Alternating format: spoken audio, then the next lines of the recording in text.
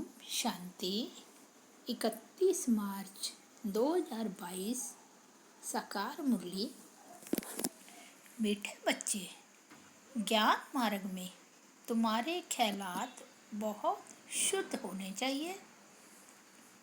सच्ची कमाई में झूठ बोला, कुछ उल्टा किया तो बहुत घाटा पड़ जाएगा। प्रश्न है, जो तकदीरवान बच्चे ऊंच पद पाने वाले हैं, उनकी निशानी क्या होगी?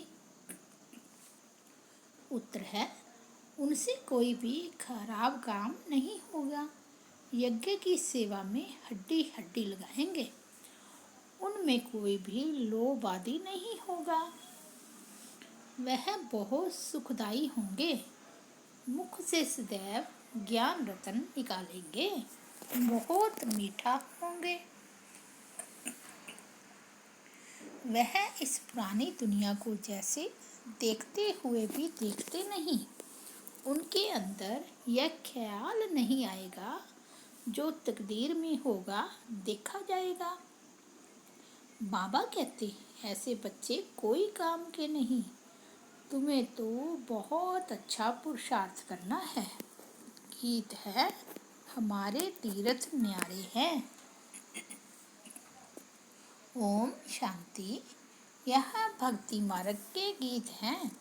तुम जानते हो, हमारी ही महिमा हो रही है।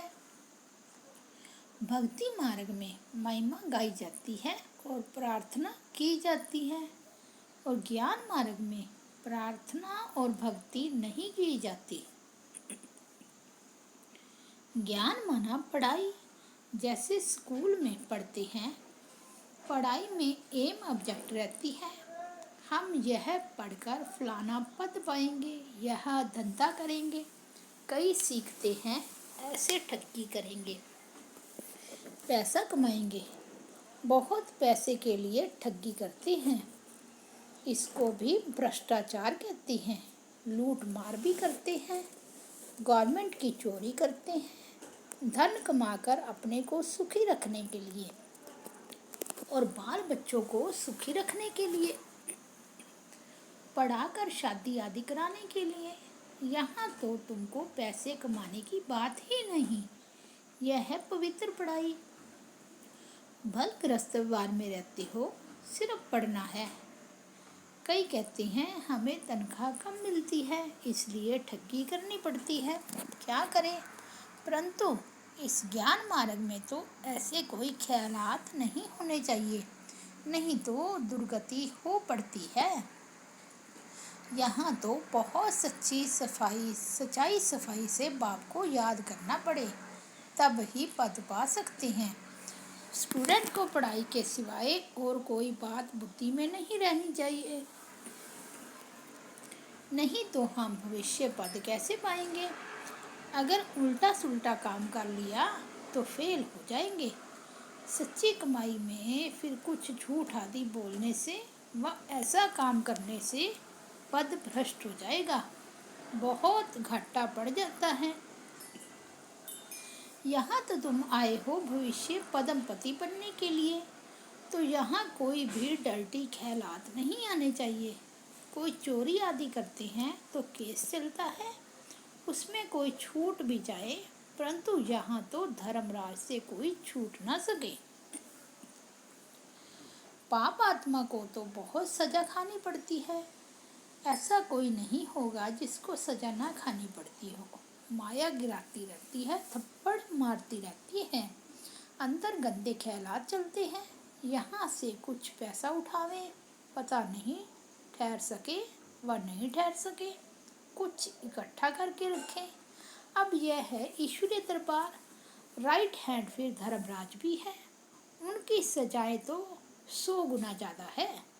नए नए बच्चों को शायद मालूम न भी हो, इसलिए बाबा सावधान करते हैं। तो बच्चों के ख्यालात बड़े शुद्ध होने चाहिए। बहुत बच्चे लिखते हैं, बाबा आपका फरमान है कि गृहस्थ व्यवहार में रहते सिर्फ मुझे याद करो, श्रीमत बगैर कोई भी काम नहीं करो। परंतु हमको तो व्यवहार में बहुत कुछ करना पड़ता है। नहीं तो हम गुजारा कैसे करें? इतने थोड़े रुपए से इतनी भांति परिवार के सदस्य कैसे चल सकेंगे? भूखा रहना पड़े, इसलिए व्यापारी लोग धर्माऊ भी कुछ निकालते रहते हैं। समझते हैं जो कुछ हमारे से पाप होते हैं वह मिट जाए, हम धर्मात्मा बन जाए। धर्मात्मा पुरुष से बहुत पाप नहीं होता है, क्योंकि धर्मात्मा पाप से कुछ डरते हैं। ऐसे भी बहुत होते हैं जो कभी धंधे में झूठ नहीं बोलते, एकदम दाम फिक्स रखते हैं। कलकत्ते में एक बर्तन बेचने वाला था, सबके दाम बोर्ड पर लिख देता था, फिर कुछ भी कम नहीं करता था। फिर कोई तो बहुत झूठ बोलते हैं। यह तो ज्ञान की पढ़ाई है। तुम पढ़ते हो भविष्य 21 जन्मों के लिए, तो बाबा को हर बात में सच बताना है। ऐसे नहीं, परमात्मा सब कुछ जानते हैं। बाप कहते हैं पढ़ेंगे तो ऊंच पद पाएंगे, नहीं तो जहन्नुम अर्थात नरक में चले जाएंगे। हम थोड़े ही बैठ देखेंगे कि तुम क्या क्या पाप करते हो। जो कुछ करते हो अपने लिए, अपना ही पद भ्रष्ट करते हो। नाम तो है पाप आत्मा पुण्य आत्मा। बाप आकर पुण्य आत्मा बनाते हैं तो कोई पाप नहीं होना चाहिए। बच्चों के लिए तो पाप का 100 गुना दंड पड़ जाएगा, बड़ा घाटा होता है। ऐसे ख्यालात नहीं रखने चाहिए कि जो होगा सो देखा जाएगा, अब तो कर ले। वह बच्चे कोई काम के नहीं। इस पुरानी दुनिया को तो बिल्कुल ही भूल जाना है। देखते हुए जैसे देखते नहीं। हम एक्टर हैं, अब नाटक पूरा होता है। 84 जन्म पूरे किए, अब आपको वापस जाना है। जितनी सर्विस करेंगे उतना ऊंच पद पाएंगे। अभी प्रदर्शनी मेले की सर्विस निकली है, तो ऊंच पद पाने के पुरुषार्थी होंगे, उन्हों का ख्यालात चलता रहेगा कि जाकर सुने सीखें कि कैसे भिन्न भिन्न रीति से समझाते हैं। वे चक्कर लगाते रहेंगे, सुनते रहेंगे फलाना कैसे समझाते हैं। ऐसे सुनते सुनते बुद्धि का ताला खुल जाएगा। बहुत लिखते हैं प्रदर्शनी से हमारी बुद्धि का ताला खुल गया है। बाबा ऐसे बहुत मदद देते हैं, परंतु किनको पता नहीं पड़ता है। समझते हैं हमने बहुत अच्छा समझाया। कोई सच्चे बच्चे समझते हैं कि यह सारी मदद बाबा की है। प्रदर्शनी की सर्विस से बहुत उन्नति हो सकती है। तुम ज्ञान सागर के बच्चे हो, बाबा की याद में रहने से ही बड़ा बल मिलता है। योग बल से ही तुम विश्व की बादशाही लेते हो। बस सिर्फ यही याद रहे कि हमको बाबा से वर्षा लेना है और श्रीमत पर चलना है। बस श्रीमत पर चलने में ही कमाई है। बाकी इस दुनिया में तो कोई काम की चीज़ नहीं है, सब खत्म होना है। तुम ज्ञान सितारे हो, इस भारत को स्वर्ग बना रहे हो, और स्वर्गवासी बनने के लायक तो तुमको यहाँ ही बनना है। यज्ञ के पिछाड़ी तो हड्डी हड्डी चूर कर देनी चाहिए। उनको फिर और कोई लोभ नहीं रहेगा। जिनकी तकदीर में नहीं है उनसे फिर खराब काम होते रहेंगे। यहाँ तो तुमको सुखदाई बनना है। बाप कहते हैं मैं सुखदाई बनाने आया हूँ, तुम भी सुखदाई बनो। उनके मुख से सदैव ज्ञान रतन निकलेंगे, शैतानी की कोई बात नहीं निकलेगी। झूठ बोलने से तो कुछ न बोलना अच्छा है। बहुत मीठा बनना है, माँ बाप का शो करना है। बाबा के लिए ही लिखा है सतगुरु का निंदक ठोर ना पाए। जरा भी कड़वापन अवगुण आदि नहीं होना चाहिए। बहुत हैं जिनको थोड़ी चीज़ नहीं मिलती है तो एकदम बिगड़ पड़ते हैं, परंतु बच्चों को परीक्षा समझ शांत में रहना चाहिए। आगे बड़े बड़े ऋषि मुनि कहते थे हम ईश्वर को नहीं जानते। अब अगर यह लोग सन्यासी आदि ऐसे कहें तो कोई इनको माने ही नहीं। समझेंगे। जो खुद ही ईश्वर को नहीं जानते वह हमको रास्ता क्या बताएंगे। आजकल एक दो के गुरु बहुत बन गए हैं। हिंदू नारी का पति भी गुरु है, ईश्वर है। गुरु तो सदगति देंगे या पतित बनाएंगे। अब तुम जानते हो, जो भी सब सजनियां हैं उनका गुरु अथवा साजन है एक। माता पिता बाप दादा सब कुछ वही है। यह लोग फिर पति के लिए यह अक्षर कह देते हैं। अब यहाँ तो वह बात नहीं, यहाँ तो तुम आत्माओं को परम पिता परमात्मा पढ़ाते हैं। आत्मा इतनी छोटी है जिसमें 84 जन्मों का पार नूदा हुआ है। परमात्मा भी छोटा स्टार है, उनमें भी सारा पार नूदा हुआ है। मनुष्य समझते हैं परमात्मा सर्वशक्तिमान है, सब कुछ कर सकता है। परम पिता परमात्मा कहते हैं ऐसे कोई बात नहीं है। ड्रामा अनुसार मेरा भी पार्ट है। बाबा समझाते हैं तुम सब आत्माएं आपस में भाई भाई हो। आत्मा अपने भाई के शरीर का खून कैसे करेगी। हम सब आत्माओं को बाप से वर्षा लेना है, मेल हो चाहे फीमेल। यह भी देह अभिमान छोड़ना है। शिव बाबा कितना मीठा है, तो हम भी शिव बाबा के बच्चे हैं, भाई भाई हैं। तो हमको कभी भी आपस में लड़ना झगड़ना नहीं चाहिए। देही अभिमानी रहे तो कभी भी लड़े नहीं। बाबा क्या कहेंगे, बाप इतना मीठा और बच्चे लड़ते रहते हैं। इस समय मनुष्यों में आत्मा का ज्ञान भी नहीं है। हम आत्मा परमात्मा की संतान हैं, फिर लड़े क्यों।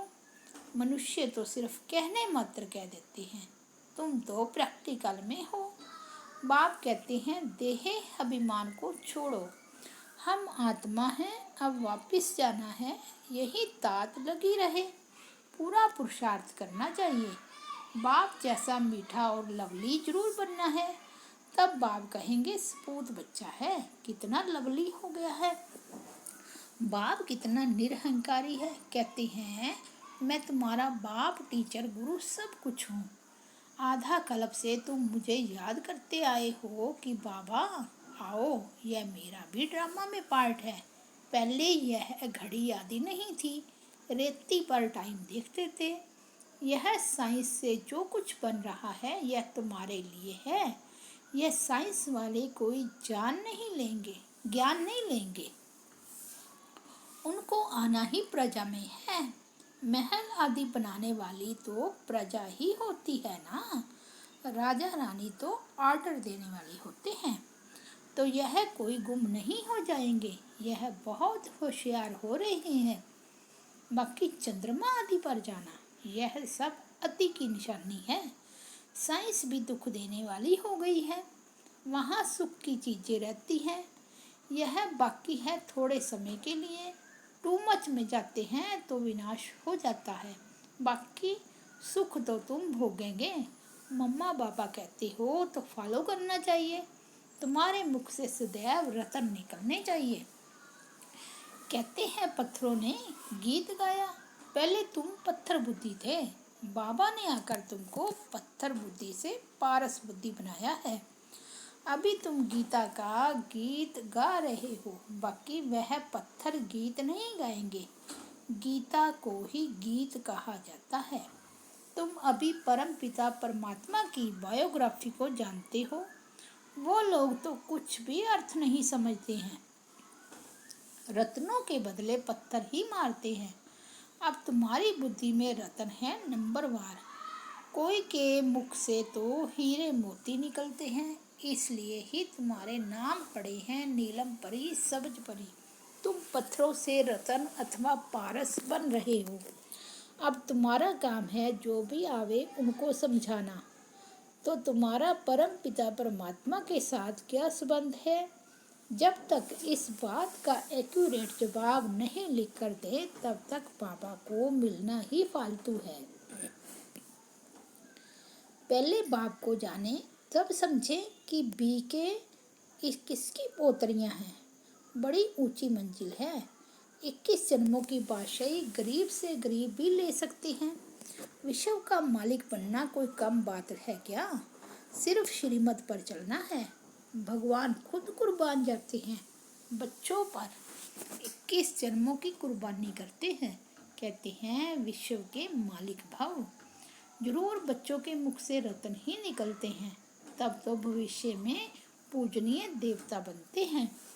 अच्छा, मीठे मीठे सिकिलदे बच्चों प्रति माता पिता बाप दादा का याद प्यार और गुड मॉर्निंग। रूहानी बाप की रूहानी बच्चों को नमस्ते।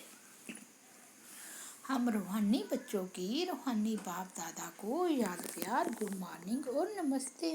धारणा के लिए मुख्य सार: मीठापन माँ बाप का शो करना है, कड़वापन जरा भी है तो उसे निकाल देना है। बाप जैसा मीठा लवली जरूर बनना है। कोई भी काम श्रीमत के बिना नहीं करना है, श्रीमत में ही सच्ची कमाई है। वरदान है: नॉलेजफुल बन, हर कर्म के परिणाम को जान, कर्म करने वाले मास्टर त्रिकालदर्शी भव। त्रिकालदर्शी बच्चे हर कर्म के परिणाम को जानकर फिर कर्म करते हैं। वे कभी ऐसे नहीं कहते कि होना तो नहीं चाहिए था लेकिन हो गया, बोलना नहीं चाहिए था लेकिन बोल दिया। इससे सिद्ध है कि कर्म के परिणाम को न जान भोलेपन में कर्म कर लेते हो। भोला बनना अच्छा है, लेकिन दिल से भोले बनो, बातों में और कर्म में भोले नहीं बनो। उसमें त्रिकालदर्शी बनकर हर बात सुनो और बोलो, तब कहेंगे सेंट अर्थात महान आत्मा।